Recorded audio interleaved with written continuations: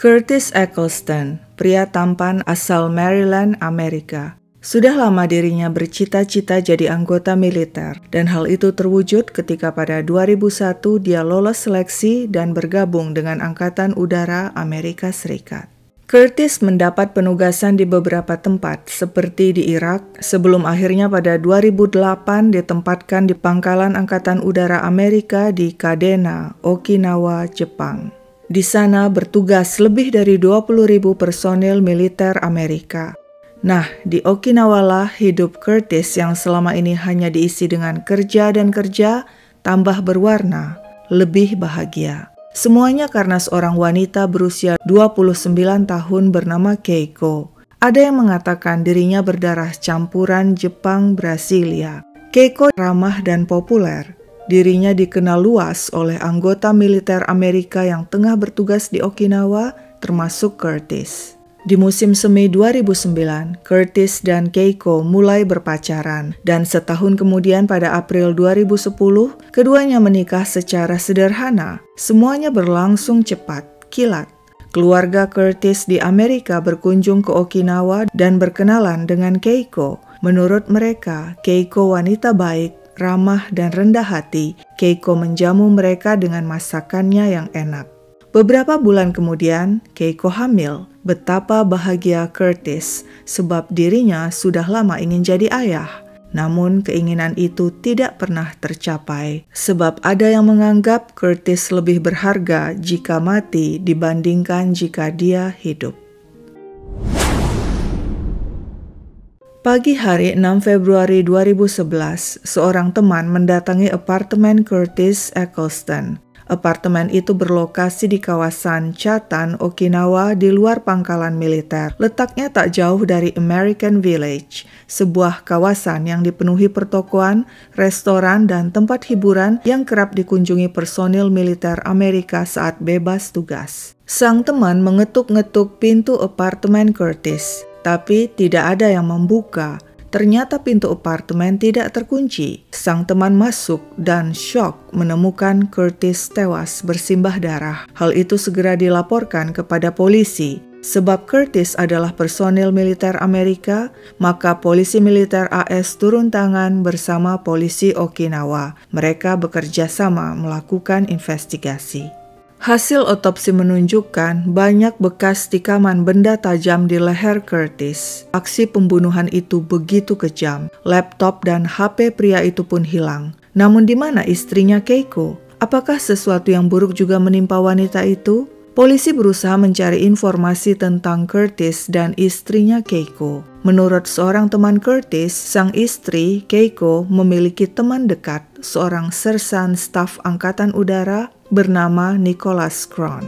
Polisi pun menanyai pria itu dan dia sangat terkejut mendengar kejadian yang menimpa Curtis. "Kau tahu di mana istri Curtis?" tanya polisi.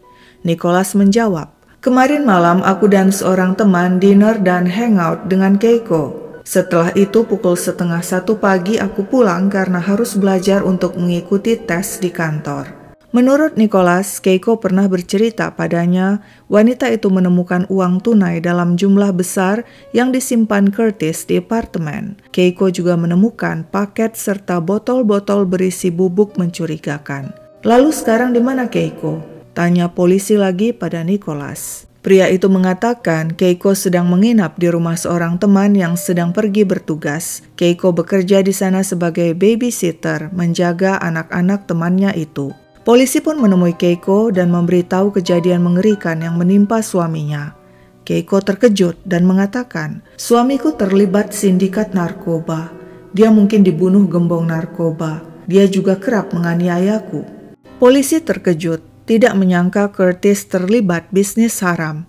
Tak hanya itu, ternyata pria itu juga melakukan KDRT terhadap istrinya. Teman-teman Keiko juga membenarkan hal itu. Keiko kerap bercerita pada mereka bahwa Curtis kasar dan sering menganiaya dirinya.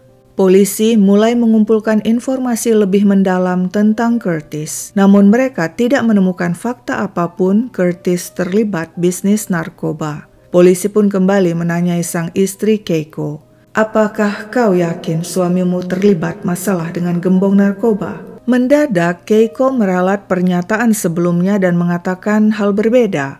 Wanita itu mengaku pernikahannya dengan Curtis diambang perceraian.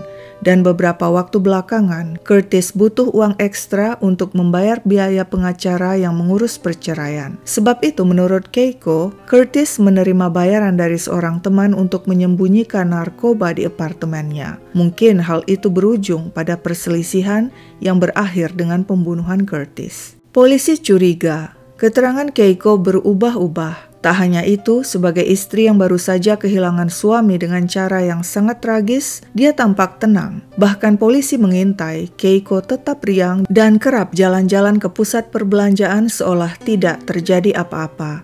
Sementara itu, polisi telah menemukan informasi penting lainnya perihal Sersan Nicholas, teman Keiko. Polisi kembali menginterogasi pria itu. Nicholas sungguh mengesankan. Pria itu sangat membantu penyidikan. Dia segera datang jika dipanggil dan memberikan informasi terperinci termasuk tentang keberadaan Keiko. Nicholas juga menyerahkan ponsel, laptop, dan mobilnya untuk diperiksa polisi. Namun menurut polisi, ada yang ganjil tentang alibi Nicholas. Pria itu mengatakan pada dini hari di hari kejadian setelah bertemu dengan seorang teman dan Keiko, dia langsung pulang ke rumahnya. Namun, rekaman CCTV di apartemen Curtis menunjukkan hal berbeda. Meski rekaman CCTV buram, polisi yakin pria dan mobilnya yang tampak dalam rekaman adalah Nicholas. Lalu mengapa Nicholas berada di sekitar apartemen Curtis sedangkan menurutnya malam itu setelah bertemu Keiko dan temannya, dia langsung pulang ke rumah? Sebenarnya polisi juga telah mendapat informasi yang sangat mencurigakan. Nicholas dan Keiko bukan teman biasa, mereka adalah kekasih. Polisi kembali mencecar Nicholas dengan bukti rekaman CCTV dan hubungan asmaranya dengan Keiko. Nicholas tetap membantah. Hingga 4 hari kemudian, barulah dia menyerah dan mengatakan yang sebenarnya. Begini pengakuannya. Namaku Nicholas Grant. Aku berpangkat Sersan Staf Angkatan Udara. Aku ditugaskan di Pangkalan Angkatan Udara Amerika di Kadena, Okinawa, Jepang, dan ini merupakan tempat penugasanku yang keempat. Aku berkenalan dengan Barbara Keiko Nakandakari lewat medsos. Perkenalan di dunia maya kami lanjutkan ke dunia nyata, dan ternyata kami cocok dan jatuh cinta. Kami pun menjalin hubungan asmara. Tapi kemudian aku mendapat penugasan ke Turki. Kami merasa hubungan LDR tidak akan mungkin. Sebab itu kami berpisah baik-baik. Aku berangkat ke Turki, sedangkan Keiko tentu saja tetap di Okinawa. Setelah beberapa lama bertugas di Turki, aku kembali ditugaskan di Pangkalan Angkatan Udara Amerika di Kadena, Okinawa.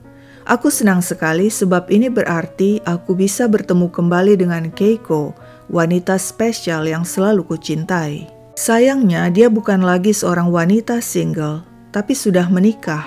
Namanya kini jadi Barbara Keiko Eccleston, sebab dia telah menikah pada April 2010 dengan Sersan Teknis Curtis Eccleston, yang merupakan rekan satu skuadron denganku di Okinawa. Meski aku dan Curtis saling kenal karena rekan sekerja, namun kami tidak dekat, tidak pernah ngobrol atau jalan bareng. Aku tahu sesungguhnya cintaku pada Keiko tak pernah hilang. Begitupun dengannya, dia masih cinta padaku, dan kami pun kembali menjalin asmara. Aku sering datang ke apartemen Keiko saat suaminya Curtis pergi bekerja. Kebetulan shift diriku dan Curtis berbeda. Curtis kerja pagi, sedangkan aku kerja malam, sehingga saat Curtis bekerja, aku dan Keiko bebas berduaan di apartemen. Kepadaku, Keiko bilang dia benci Curtis. Pria itu kasar, kerap menganiayanya. Bahkan baru beberapa bulan menikah, Curtis mengatakan ingin menceraikannya. Keiko dan Curtis tidak lagi tinggal satu atap. Namun kemudian Keiko bilang dirinya hamil. Curtis kaget sekaligus gembira sebab sudah lama dia ingin jadi ayah. Dia pun membatalkan niatnya menceraikan Keiko dan berharap hubungan mereka bisa membaik. Tapi Keiko tetap membenci Curtis. Aku juga benci pria itu sebab dia sering menganiaya Keiko.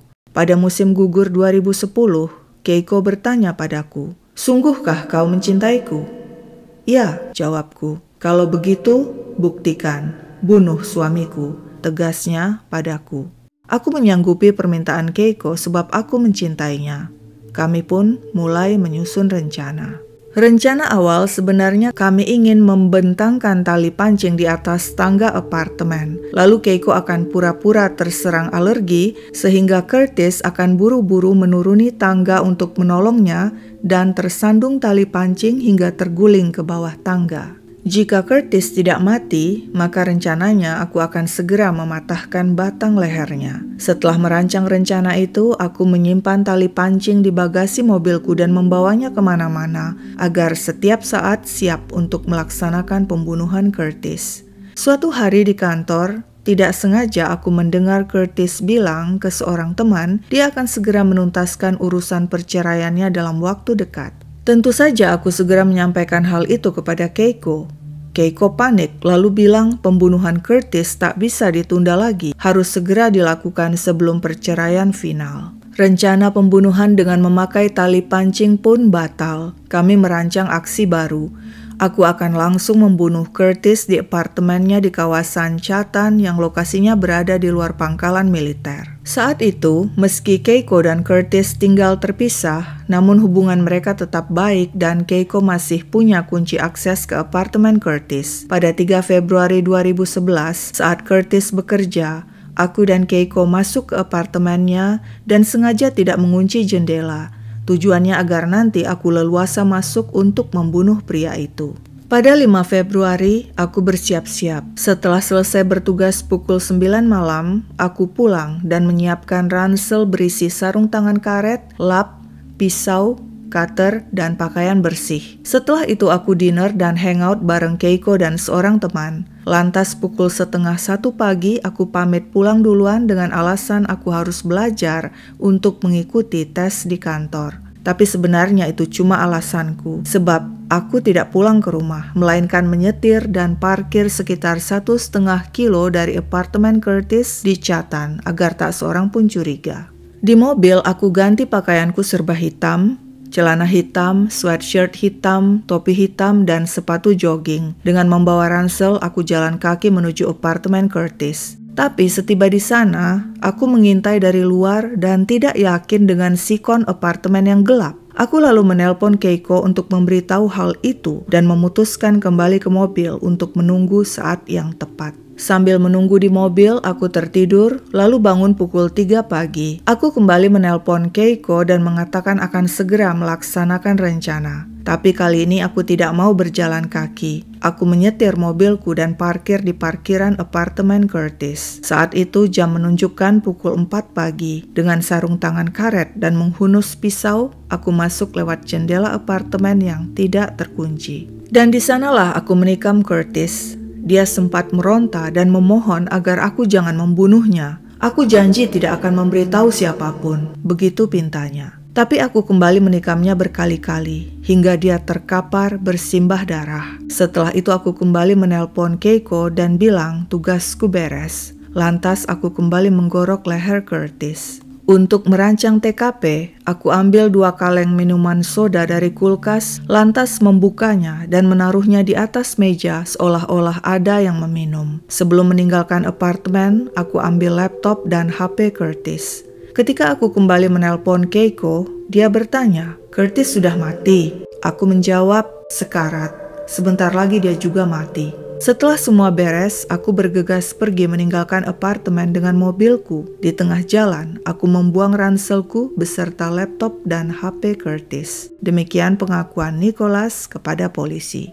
Dan berdasarkan pengakuan itu, polisi pun menangkap Barbara Keiko Nakandakari. Saat dikonfrontasi dengan pengakuan kekasihnya Nicholas, Keiko masih saja membantah dan malah menyampaikan pengakuan aneh tentang kemarahannya pada Tuhan. Aku sudah muak dengan Tuhan. Selama ini aku berdoa padanya, mohon agar suamiku Curtis yang suka menganiaya mati. Tapi Tuhan tak kunjung mengabulkannya. Akhirnya aku tinggalkan Tuhan dan beralih pada kuasa gelap. Aku minta pada kuasa gelap agar Curtis mati. Dan aku tidak menyangka permintaanku dikabulkan. Curtis mati dibunuh Nicholas. Mendengar ceracau ganjil itu, polisi hanya geleng-geleng kepala. Tak ada gunanya wanita itu berkelit sebab meski dia dan Nicholas telah menghapus seluruh komunikasi SMS mereka, polisi berhasil mengembalikannya dan terbukti mereka selama ini telah merencanakan pembunuhan Curtis. Polisi juga berhasil menemukan ransel Nicholas serta HP dan laptop milik Curtis yang telah dibuang oleh Nicholas. Pertanyaannya kini, apa sebenarnya motif Keiko dan Nicholas membunuh Curtis? Apakah demi hubungan asmara mereka? Rasanya tidak mungkin. Toh Keiko dan Curtis akan bercerai dan setelah itu Keiko dan Nicholas tentu akan bebas bercinta-cintaan. Di persidangan terbongkarlah motif itu. Hubungan Keiko dan Curtis terkesan terburu-buru. Hanya setahun berpacaran, mereka langsung menikah. Namun baru beberapa bulan menikah, Curtis tampaknya sadar dia mengambil keputusan salah. Kepada teman-teman dan keluarganya, pria itu mengaku, "Ternyata aku tidak cocok dengan Keiko." Mengapa? Sebab Keiko kekanak-kanakan, semau gue, dan pemalas. Menurut Curtis, Keiko tak punya banyak kemampuan dan juga tidak mau bekerja. Hanya sesekali dia dibayar sebagai babysitter oleh teman-temannya yang membutuhkan tenaganya. Curtis yang menyesal buru-buru nikah, ingin bercerai. Tapi diam-diam Keiko marah.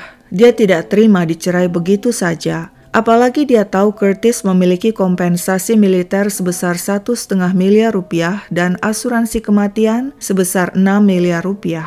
Dan Keiko lah yang ditetapkan Curtis sebagai pewaris jika dirinya meninggal dunia. Keiko tahu jika dirinya dicerai maka dia tidak akan mendapat apa-apa sebab Curtis juga akan mencoret dirinya sebagai ahli waris. Karena itulah sebelum perceraian terjadi, Keiko dan kekasihnya Nicholas sepakat membunuh Curtis sehingga seluruh uang, harta, dan warisan Curtis jatuh ke tangan Keiko yang masih berstatus istri sah. Namun untunglah aksi keduanya begitu amatir sehingga dengan mudah polisi bisa membongkar kejahatan mereka dan penjara adalah tempat terbaik bagi keduanya. Nicholas Cron sebenarnya terancam hukuman mati, tapi karena dia mengaku bersalah, pengadilan menjatuhkan vonis penjara seumur hidup baginya di lapas Leavenworth, Kansas, Amerika. Curtis Eccleston tewas 11 hari sebelum ulang tahunnya yang ke-31. Jasadnya diterbangkan ke Amerika dan dimakamkan di Baltimore National Cemetery di Catonsville, Maryland. Dia ditangisi keluarga dan teman-temannya yang banyak. Sejak kecil, Curtis memang dikenal sebagai orang yang periang dan pandai bergaul. Curtis tidak pernah jadi ayah, bukan karena dia meninggal sebelum istrinya Keiko melahirkan bayi mereka, namun karena sesungguhnya Keiko tidak pernah hamil. Wanita itu sengaja membohongi Curtis tentang kehamilannya dengan menunjukkan foto ultrasound palsu. Tujuannya agar Curtis menunda perceraian dan Keiko serta Nicholas bisa membunuhnya dan mendapatkan harta dan uang asuransi. Namun kemudian Curtis tahu kebohongan Keiko. Dia yang tadinya sempat menunda perceraian, kini segera mengurus perceraian tersebut yang akan rampung dalam waktu dekat. Dan hal itu membuat Keiko dan Nicholas panik, sehingga segera menuntaskan aksi pembunuhan sebelum perceraian final. Tak seorang pun menyangka si manis Keiko yang ramah dan punya banyak teman personel militer Amerika ternyata mampu melakukan hal keji, merancang pembunuhan suaminya sendiri. Namun akhirnya wanita itu harus membayar kejahatannya dengan vonis 20 tahun penjara dan kerja paksa di Okinawa. Keiko harus berpisah dengan dua anaknya yang keberadaannya selama ini dirahasiakannya dari siapapun, termasuk dari Curtis suaminya. Kedua anak itu adalah hasil hubungannya dengan pria di masa lalunya. Sekian dulu ceritaku, sampai jumpa kapan-kapan.